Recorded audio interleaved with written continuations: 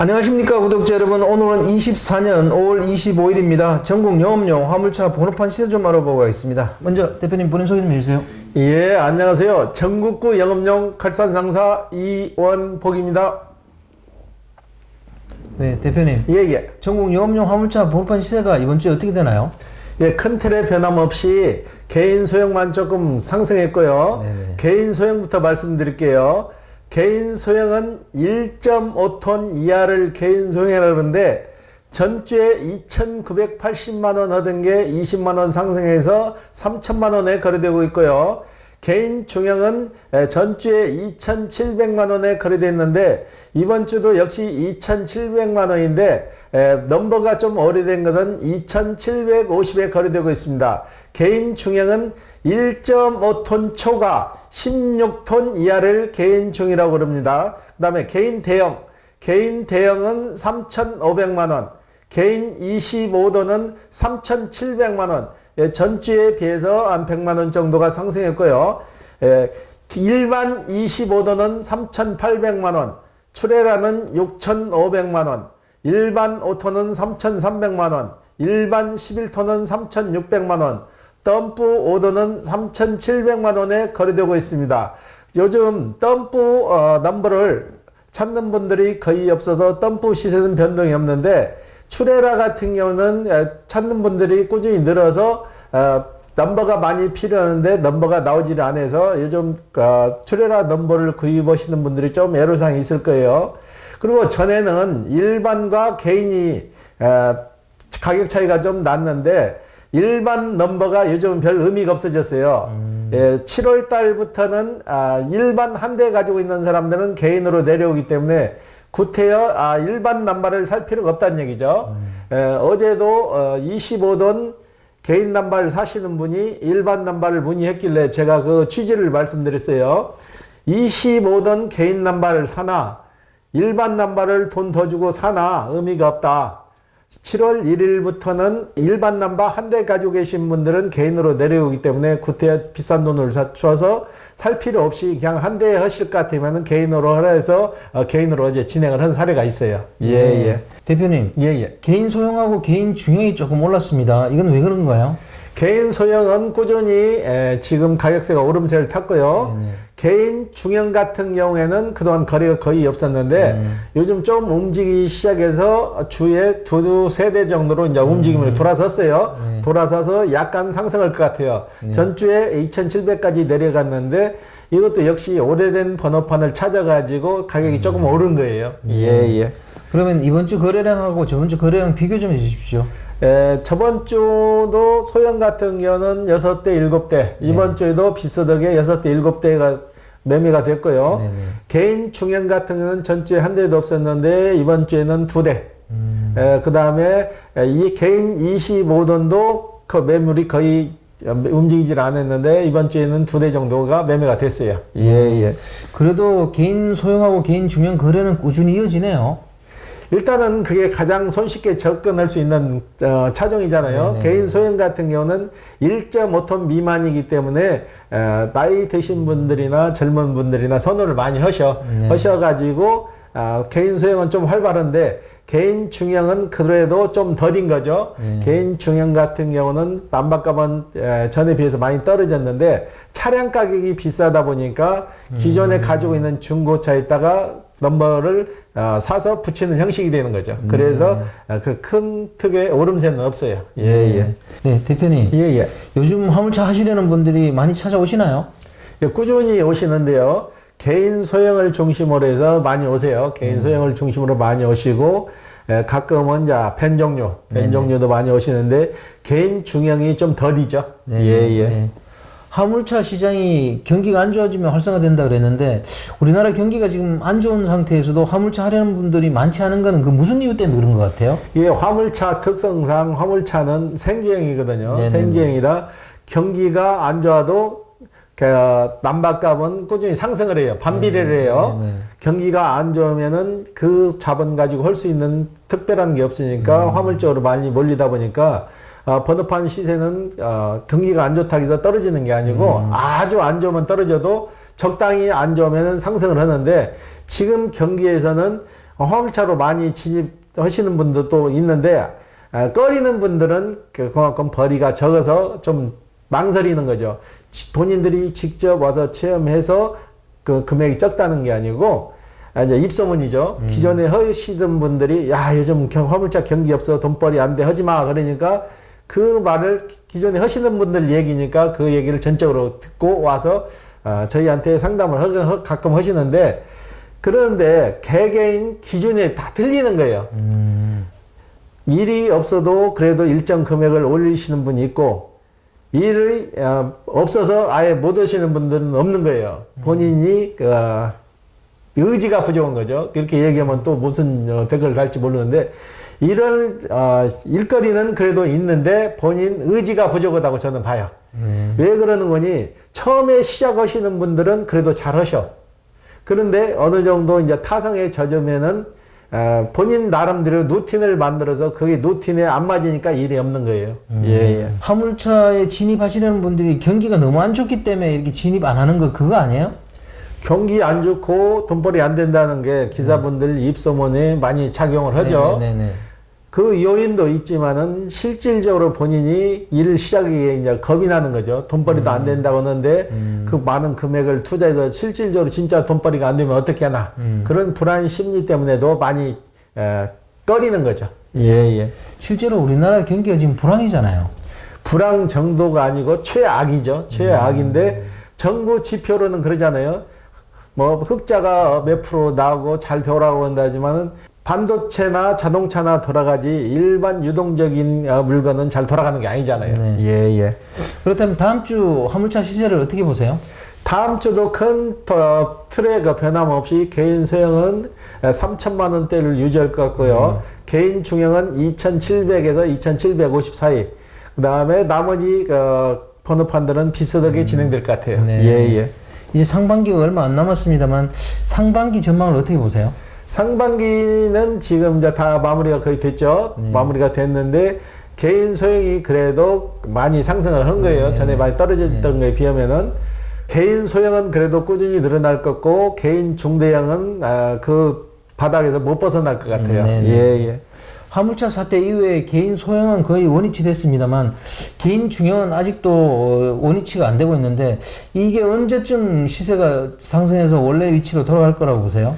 일단은 경기 호황이 좀 뒤따라해 주는데 경기가 지금 주차장에서 일하는 화물차 기사분들하고도 저희가 가끔 통화를 하는데 일이 너무 없어서 하루에 한탕하고 집에 들어온다 그래요. 그리고 야상이라는 게 있어요. 저녁에 짐을 실어놓고 다음날 아침 새벽에 가는데 야상이 요즘은 12시, 1시에도 야상을 실는다 그래요. 물건이 없으니까. 다음날 일할 걸 미리 실어놓는 거죠. 그 정도로 경기가 없는 거죠. 예. 대표님, 그럼 이번 주 거래가는 뭐 특징 같은 건 좀 있던가요? 특징은 별다른 게 없고 요즘은 외국인들이 좀 많이 오셔. 중국계 우리 교포들이 많이 오셔가지고 저번 주에도 2대나 했는데 이번 주에도 역시 두 사람 오셔서 했는데 이분들은 금전적인 관계에 굉장히 민감하세요. 1,000원짜리, 2,000원짜리도 정확하게 계산을 할 줄 알고 이분들은 오셔가지고 계약을 해도 한꺼번에 딱 진행하는 게 아니에요. 단계를 거쳐요.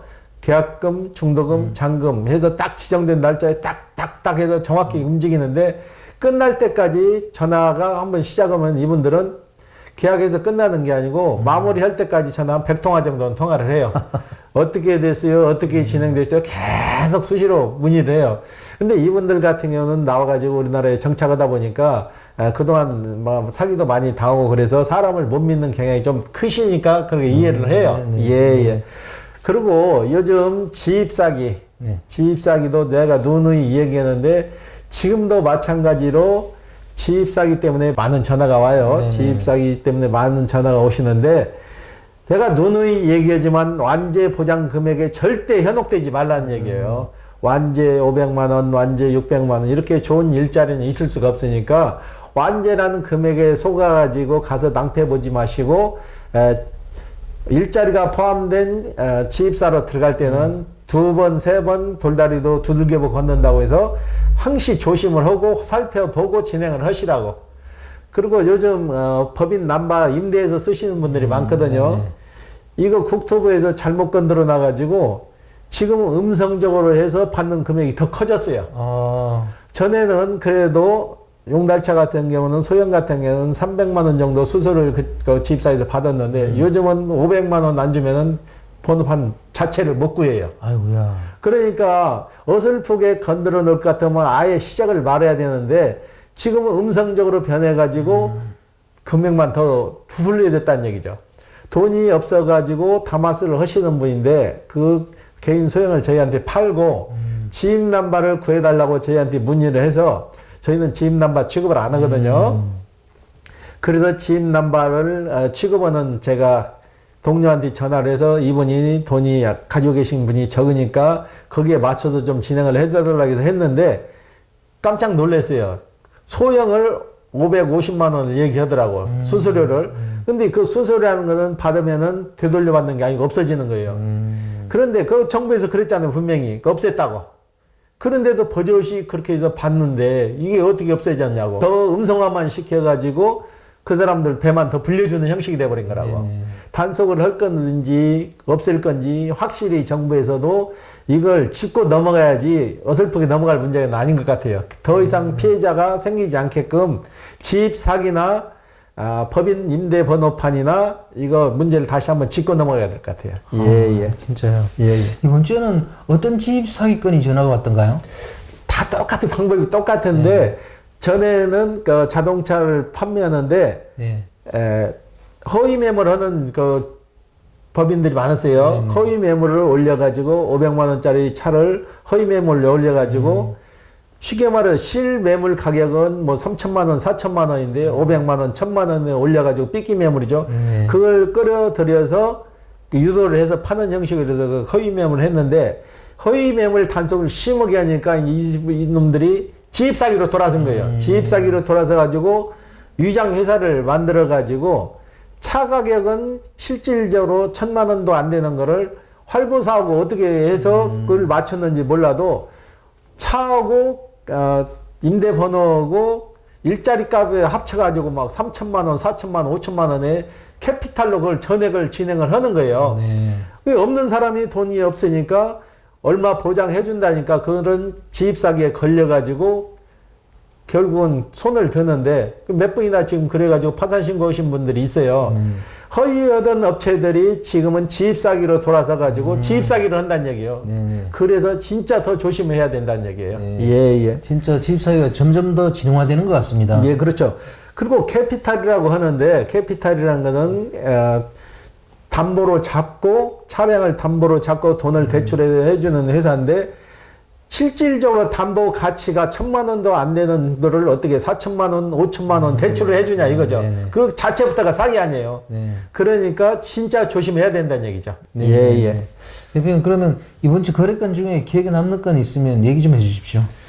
저희하고 거래했던 분인데 지입 사기를 당해서 오신 분이에요. 이분들은 그 허위하던 친구들이 지입 회사를 만들어서 그 허위로 해서 차량은 1,000만 원짜리도 안 되는데 5천 몇백만 원이니까 활부를 진행했더라고. 그 제주도 좋아요. 그 금액이 나올 수도 없는 금액인데 활부사에서 그 돈을 끌어다가 이 친구한테 차를 팔아 남겼는데 이 친구가 적응을 못해서 판다고 하니까는 거기에 유약금이 따르고 활부 실질적으로 차는 1,000만 원 가치도 안 되는 거 5,500만 원 캐피탈에 돈을 뽑아가지고 자기네들이 그걸 가져가잖아요. 이 친구를 주는 게 아니고 가져가기 때문에 이걸 다 변제를 하기 때문에 이 친구도 결국은 안 돼갖고 오셔갖고 상담을 했는데 없는 사람들만 더 힘들어지는 거죠.